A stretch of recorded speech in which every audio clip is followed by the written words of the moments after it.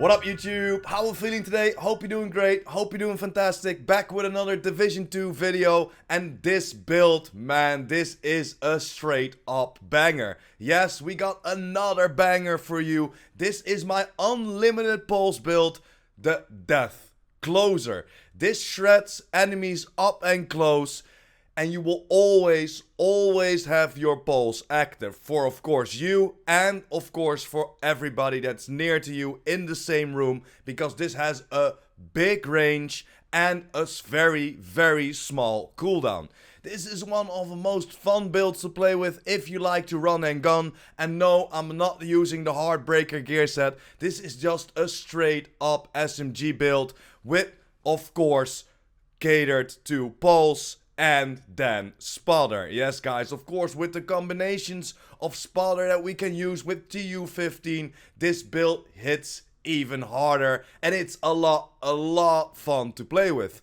We tested a few builds out on stream and we did it all live, talking about it, so all the gameplay you'll see in the background is from my previous stream as well, testing it out and seeing, of course, all the crit numbers. So you hear me talk about it, you hear me talk about chat as well. So if you want to join all that fun, definitely hit me up with a follow on Twitch /IamPurePrime. We'll do live streams daily or at least 5 times a week. And of course, here on the YouTube channel, we'll give you YouTube videos every single day. But enough intro, let's dive right into this build. Enjoy!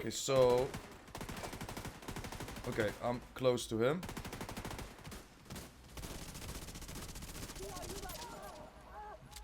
.8 on the hat.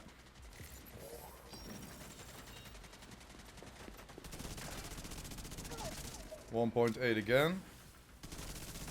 2.1.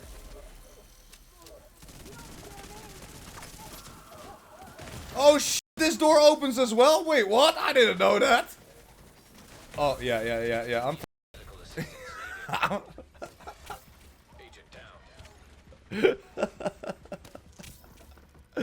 Man, I didn't know that this door opens as well, bro. What the actual... So this might be something, although it's only 15%, so we can definitely hit harder. But because you're always around your teammates, we can definitely do a decent amount of damage. 2.2.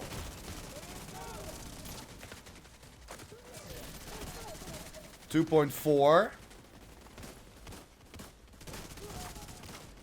We're still doing 2.4 million.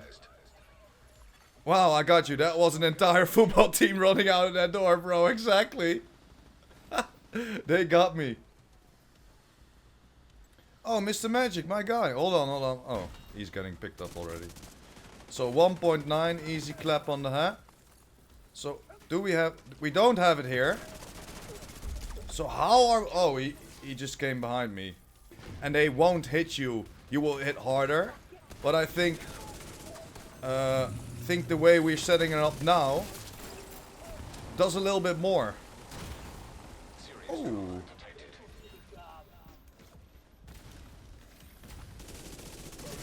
Because we still... Nobody was around. You see that? And we still hit like around 2 million. And if somebody is around, then we can hit up to that 2.4. And don't forget, of course, this is with the buff of countdown, right? So this is with the close range buff. But like a lot of people, they're only playing countdown at the moment. What you gonna do, bro? What you gonna do? Bang! Now sit your ass down there, boy.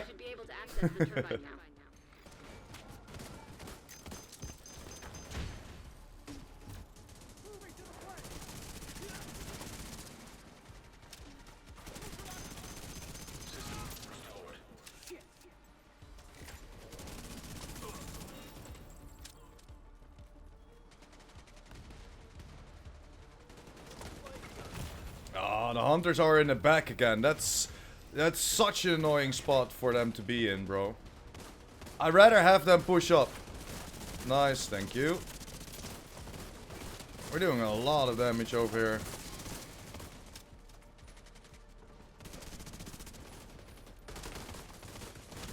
Shoot out the flare when you're ready for Torres to bring you home.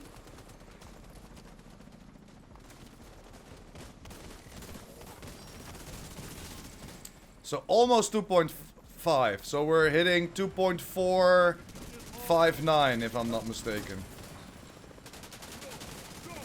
2.6 on the head. I got you, I got you, I got you, I got you, I got you.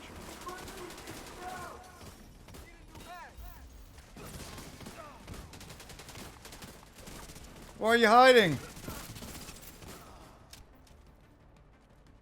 I'm already full again? Damn. I need to put some stuff in the stat. Oh, status effects. Why? Oh.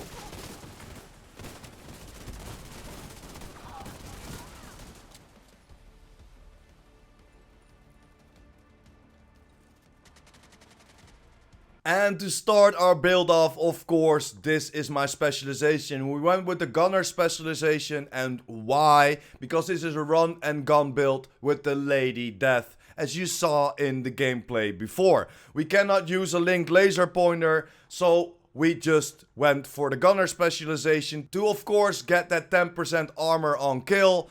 We will have a third reload as 50% faster. We will have the armor kits that repair us fully to that 100% and grant us 30% bonus armor for 10 seconds. And then next to that, don't forget to spec into your SMG damage, because a lot of people are using the gunner. You're probably using an LMG, maybe an AR next to that, and you stacked into your pistol damage, for example. So don't forget to spec into your SMG, but that's pretty much why we are using the gunner specialization. Let's jump over to the build. And for the weapons, guys, of course, we're going for the Lady Death. Yes, this still is one of the best SMGs to run around with, because we all know of that talent, Breathe 3. When moving, gain 4 stacks per second or 8 stacks if sprinting, up to 32 stacks in total, and each round fires consumes a stack, amplifying damage by 75%, and kills grant 20% movement speed for 10 seconds. Of course, fully god rolled, 15% SMG, 21% critical hit chance, and 6% damage to armor. For my secondary, if I am away from everybody, I'm just using the classic M1A. You can use whatever you want. I just went for the classic M1A because I wanted to try a few things out with flatline, and I didn't have it proficient just yet. I just seen that I have it proficient right now, so I can switch over to another gun. You can use whatever gun you want, but I like to use that classic M1A. If I'm on the other side of the room and I need to walk all the way over there, 9 out of 10 times if I walk over there, everybody's dead again and you can walk back. So it's nice to have a gun that does damage on range, and this still does damage, especially with the full red cores that we're playing with, and the crit chance and crit damage high up there. So I went for that 15% rifle damage, 70% critical hit damage, 10% damage to targets out of cover, because that's still the best attribute for on guns. And then I of course went for the flatline talent, because we have that unlimited pulse build. Amplifies weapon damage by 15% to pulse enemies, and after 3 kills applies a pulse to a next enemy you hit. When with critical hit chance, the 5 rounds, and another 5% critical hit chance. If you can run around with the technician, then I would go for a linked laser pointer, but on this build that isn't necessary. As I said multiple times, just like I said in the intro, this is a build with unlimited pulse. Yes guys, we can just have the pulse on every single second of the game, because our duration is higher than our cooldown, but we will come to that in a second. And for your sidearm, you can just choose exactly the same. I went for the double-barreled sawed-off because I am on proficiency rank 3. I want to upgrade it a little bit, and just switching my handguns over for whatever I need to get proficient. Then starting with my holster, I went for the Sokolov. Why? Because this gives me the 10% SMG damage, and as you can see, I went for a second Sokolov piece because that gives me the critical hit damage as well. You can go for a second Sokolov, or you can go for a GOOO. That will give you exactly the same buffs of that 15% critical hit damage. I rolled weapon damage at max cap of 15%, went for critical hit damage, and with critical hit chance of 6%. Then over to the knee pads, of course we're going for the Fox sprayers with that 8% damage to target out of cover. This is multiplicative damage, so this does a lot more. Of course went for another core attribute of a red, weapon damage, and rolled critical hit damage on there. And then same for the best in slot for my gloves. Of course went for the contractor's gloves for that 8% damage to armor. Again multiplicative damage, and again full red core weapon damage, and I rolled critical hit damage on there. And then over to my second piece of Sokolov, and this is going to be my backpack. Fully reds as well. 15% weapon damage, 6% critical hit chance, and 10% headshot damage. The 12% critical hit damage mod on there, but I would love to see that critical hit chance would be critical hit damage, for example, because I'm already at the cap of critical hit chance. I can even lose a critical hit chance, in my opinion, lowering it to that 53 to 54%. In my opinion, that is good enough, because you always have to aim around that 50 to 55 or even 60% critical hit chance. You always need to go to that cap of critical hit chance and then stack your critical hit damage up, because that gives you the opportunity to shoot more critical hit shots and then of course hit it harder with upping it with critical hit damage. But if you only up your critical hit damage and not your critical hit chance, yes, your critical hit shots are gonna hit harder, but you won't hit them as much. So for example, let's take 10 bullets. You have 60% critical hit chance.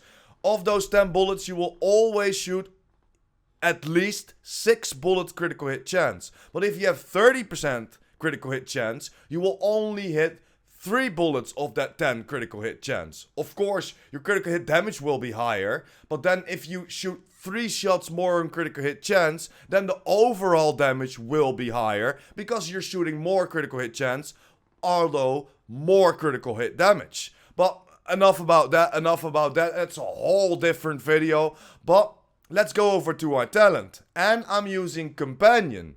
Why are you using Companion and not Vigilance? Because we have a run and gun build. We're running around with an SMG, so you want to be close to your enemies. You want to be in their faces between that 10 meters. I think that will be the sweet spot. Between that 15 meters and 10 meters, that will be the sweet spot for an SMG. You can, of course, get all up on their faces. And if you run Vigilance, then there is a big chance that only 1 bullet will hit you, because you're so close to the enemies. The Vigilance proc goes away, because we all know we are not running bonus armor. If you have that bonus armor on, definitely go for Vigilance. Like we talked about last week in the video, that Vigilance will still be procced if your bonus armor gets hit.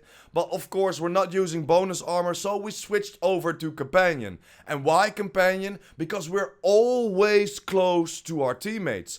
Especially in Countdown, most of the time you're running in a group form. Or at least you have 1 or 2 teammates next to you. If you have 1 or 2 teammates next to you, Companion will kick in, because within that 5 meters, within an ally or a skill, the total weapon damage is increased by 15%.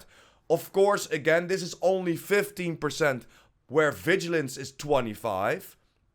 But at the moments you need your damage the most, Vigilance will go away. Because you get hit, Vigilance proc will go away, you will lose your 25% damage. While Companion doesn't really matter if you get hit, as long as you're close to your allies or of course a skill. No, the shield will not work with companion, so forget about that. But because you're almost always next to your enemies, in my opinion, for an SMG build, companion is the way to go. Thanks again for everybody in chat that helped me, of course, test out this build and see what we could do the best and what will give us the most DPS output over the whole countdown video. So thanks again for jumping into chat, helping me out. That's what we do on Twitch, just having fun and testing out builds. So thanks again chat, and especially thanks again Farva. So that's why we went with companion instead of vigilance, and in our opinion and in my opinion, for an SMG build, because you're always up and close, always in the face of the enemy, companion is the way to go versus vigilance. You can of course also go for concussion. Concussion can give you that 25% damage output as well, as long as you shoot people on the head. The only problem is that you shoot people on the head, because you are close, it's pretty easy to shoot people on the head. But if you have countdown, then of course a lot of your teammates are around, and there is a big chance that you will not hit that last bullet. So you will not take that enemy out with the headshot that gives you that extra damage output. So you will still be stuck at that 15% damage output instead of that 25. And of course we tested this out as well, but we saw too much problems in the damage output, so we went with companion, and companion just gives you a stable damage output as long as you are near a skill or teammate, what is not as hard within the new countdown game mode. Then over to my other beautiful piece, my chess piece, the unicorn that everybody is looking for, the Uzina Getica closer chest. And this is why the build is called the Death Closer, the combination of the Lady Death and the named chest, the closer. 15% weapon damage on there, because I found it with critical hit damage maxed out and I only had to optimize the critical hit chance, what gave me the opportunity to roll the core attribute of armor away for weapon damage. And then of course with a 12% critical hit damage mod on there, with the perfect spotter on there. Increases total weapon and skill damage by 20% to pulsed enemies. Although this is probably a UI bug, this should read amplified total weapon and skill damage by 20% to pulsed enemies. Just like we talked about last week when we compared the two, the perfect spotter versus the normal spotter, as the game reads increased total weapon damage and skill damage by 20% to pulsed enemies for the perfect spotter, while the normal spotter reads amplified total weapon and skill damage by 15% to pulsed enemies. Amplification will always be more, but like we tested it out last week, the perfect spotter still hits harder. And then over to our last piece of this build, guys. And yes, that is of course the Night Watcher Gilligard mask with the 100% pulse haste on there. Before this, you shouldn't use it, or at least not in my opinion. Spotter was dope to use, was fun to use, but it was never as good as it is now in TU15. So now we can go for our Gilligard, because we will have that 100% scanner pulse haste, what helps you out a lot, so you can keep your pulse on an unlimited time. You will never run out of your pulse. Rolled that weapon damage over there because I found it with critical hit damage. Optimized the critical hit damage on there. Rolled of course that armor core away for weapon damage, because I like those full red builds.